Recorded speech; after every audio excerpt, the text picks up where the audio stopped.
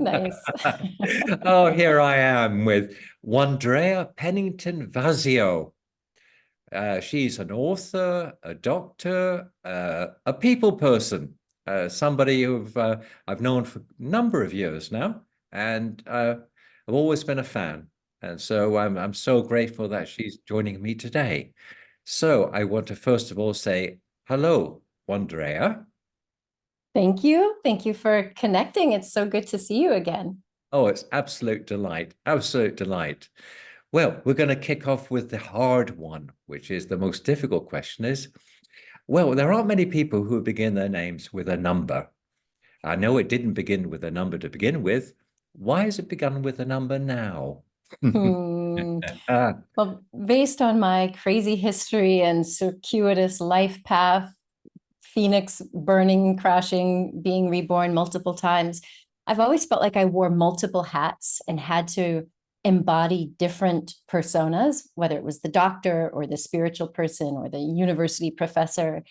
And there came a moment when I was really facing burnout that I said, enough is enough. There's just one Drea.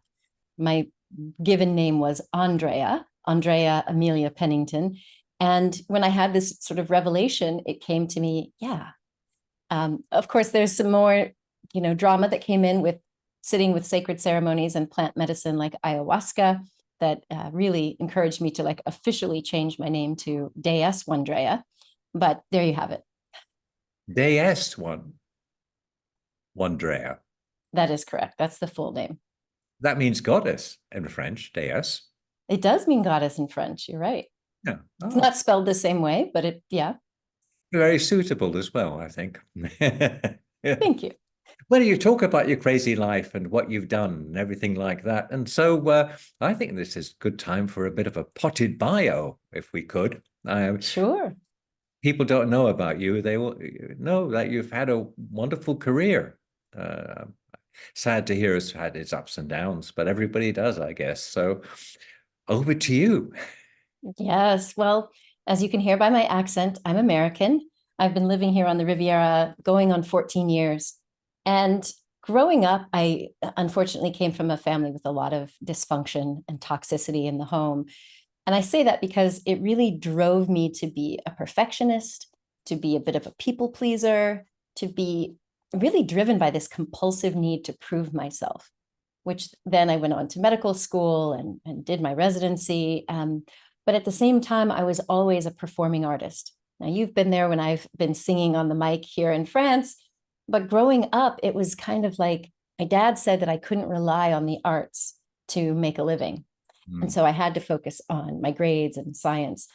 But I always felt more at home, either on stage or on TV. Like I love emoting and allowing energy to flow through me. So anyway, I finished medical school. I started a medical practice in the Washington, D.C. area. And I was quickly recruited by the Discovery Channel because they launched a TV network that was called Discovery Health Channel. So at the time, I thought this was perfect because I was doing TV and creative stuff and documentary films, as well as the medical stuff. But through even the course of that, I was having all sorts of like spiritual insights. I had learned Chinese medicine and acupuncture. And so I never felt like I fit into any one of these boxes. Everyone wanted me to be in one box, like choose one box. And ultimately, when I was on the verge of burnout, that's when I decided there's one box, it is one Drea, and I get to be all of who I am. So it's been quite an interesting journey. I moved to the Riviera in 2010, and I think I met you either 2010 or 2011, like shortly thereafter, Yep. and started basically just kind of doing consulting here and doing some singing. And that kind of led me to being an adjunct professor at the University of Monaco, which was a great teaching stint. And then the consulting business started to pick up. So I started being invited to different countries in Europe and Scandinavia. And that allowed me to really build up a brand, if you will, that was really about helping other people do what I did. So coming to Europe at that time, a lot of people hadn't done a lot of TV or books or anything. And so I started a boutique branding and marketing agency, really focused on people who were spiritual and wanted to bring like psychology or health to the world, but without it being like salesy. And so that has been flourishing. And at the same time, I've, kind of missed a little bit of the healing work that I was doing in America, but I focused really on self-love and resilience. So now, 2 decades after getting my medical license, I really focus on helping people heal trauma, learn to love themselves authentically, with and without the help of psychedelic substances where they're legal. Oh, psychedelic substances. Yes. That. So you've been on the Riviera, and some people feel stifled on the Riviera as if it's an end rather than a beginning. I see that you had a fresh beginning here, and you've been able to move out of the Riviera, as it were. You've expanded your horizons rather than contracted them. How has life been on the Riviera for you in reality? For me, it's been wonderful. I mean, I think coming from America, which is sort of a very toxic culture, and coming to the south of France, it's like, it's beautiful, it's luxurious in some ways, but you can also have a very simple life. I came here with my daughter. At the time, she was 4. And so it was really just about creating our home base and then making connections, like how I met you with this networking events. And so for me, it really has been like a fresh start, because coming here, nobody knew me. I got to just be my totally weird self. Um, and then, as I mentioned, with the consulting and doing speaking engagements, that opened me up to working in the UK and Iceland and Denmark. And I Wow. think because I fly around to do workshops and things, I don't need to work in France. This just really still feels like a home base. So it's like nurturing. I have a few French friends. My husband is French, but I don't feel like I need to rely on the Riviera for my whole life because I do so many things in other countries. That sounds like the optimal lifestyle for down here. For me, it works. It really does. Recipe for happiness, if you ask me. I like that. Yeah. Yeah. Well, shall we move on to what are you up to now? I mean, you've had books out before, and I'd just love to know where you see your future is going. So, what are you up to now? Let's start there. Yeah, well, I'm working on a new book. As you can see, some of my books here, I've written or contributed to 20 books. And part of the work that I started has become a publishing company. So we publish other authors as well. I'm working on my next book, which includes something called the Cornerstone Process, which came back from my healing days in my wellness center. It's a 5-step mindfulness meditation, holistic framework to help people put the pieces of their life back together, whether that's after burnout, trauma, addiction, what have you. And I published about it in the Real Self-Love Handbook. And now people have been asking me, how do I use the Cornerstone process for other things? So right now I'm teaching a course on using the Cornerstone process for psychedelic assisted therapy. And that's going really well. I'm certifying our first cohort of therapists and doctors to use it. And now I'm writing a book on how to use the Cornerstone process to reclaim your sovereignty. And that sovereignty of body, of wealth, of your identity. Because I realized through all of my healing journey that I thought all of my problems were due to my toxic family, but my family existed within a patriarchal post-colonization, capitalist system. And so I've really realized that I have to unlearn a lot of the programming, not just from my family, but from society at large. And through the use of things like ayahuasca and these plant medicine ceremonies, I was able to reclaim my own sovereignty. And using the kind of 5-step framework has helped me create a life that works, that I love. And so I'm bringing that book to the world next year. And my husband and I are just in the process of launching our own perfume and personal development brand, again, crafted in the perfume capital of the world, the French Riviera. So we have candles and diffuser oils, room sprays, and perfumes for the body.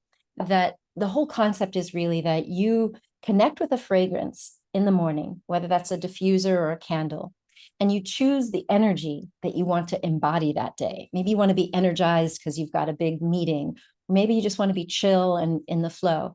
You choose the fragrance that you want, and then you do a guided meditation to really get into that energy in your mind, body, and heart. We have some journal prompts so that you can start to do some journaling, some affirmations.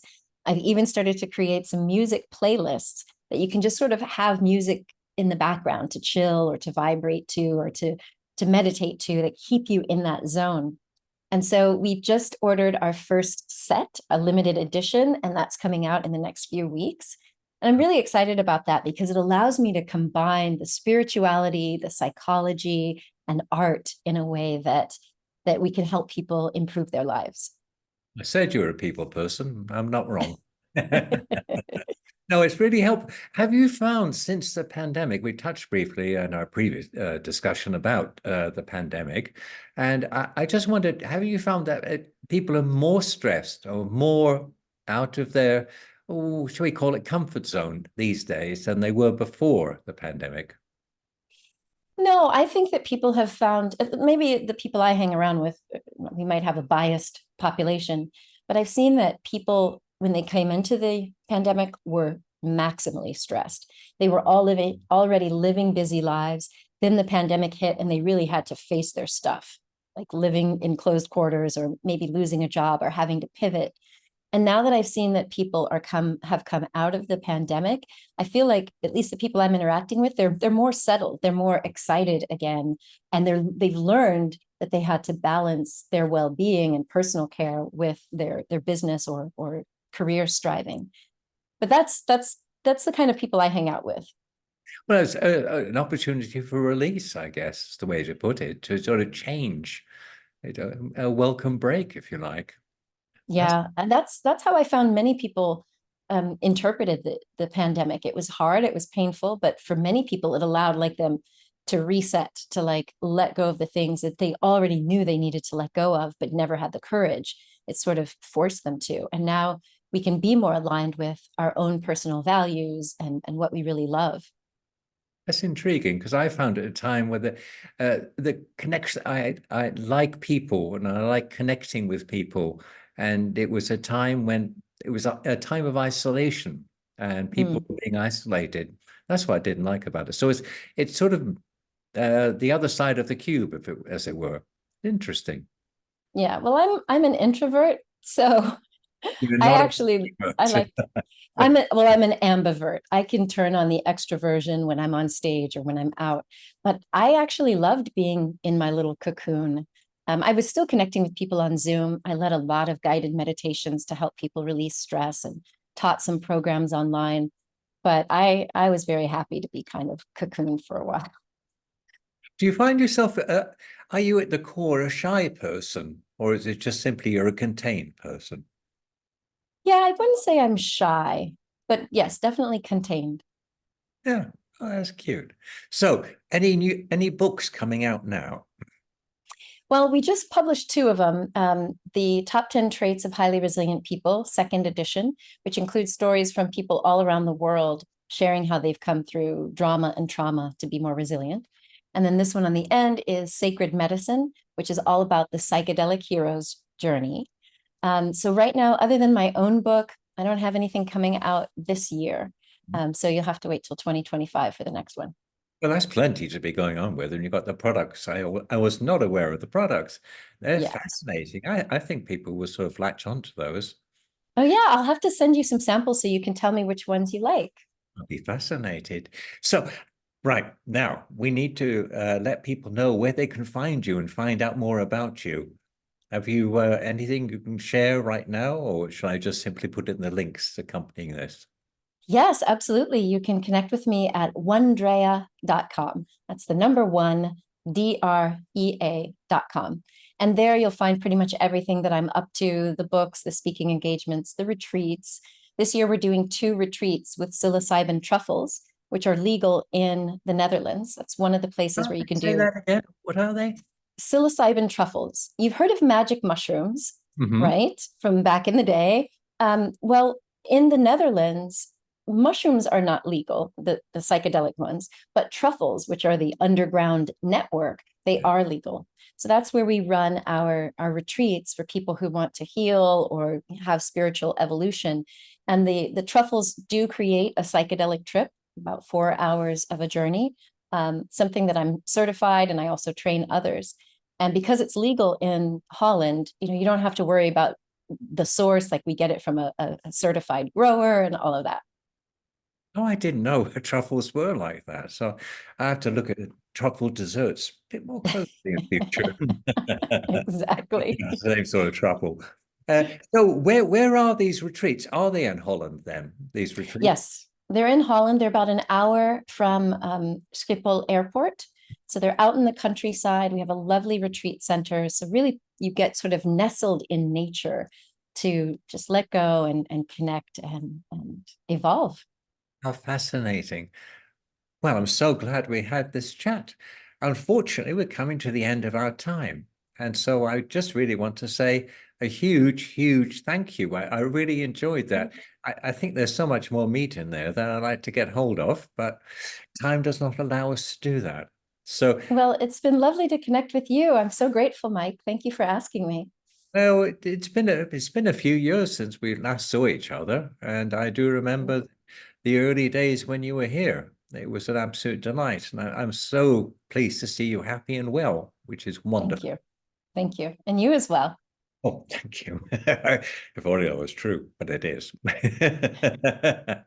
Well, I'm going to now search for the off button, which is always a challenge for me, and so I will wave, smile broadly, and say thanks once again, Andrea. Really appreciate it.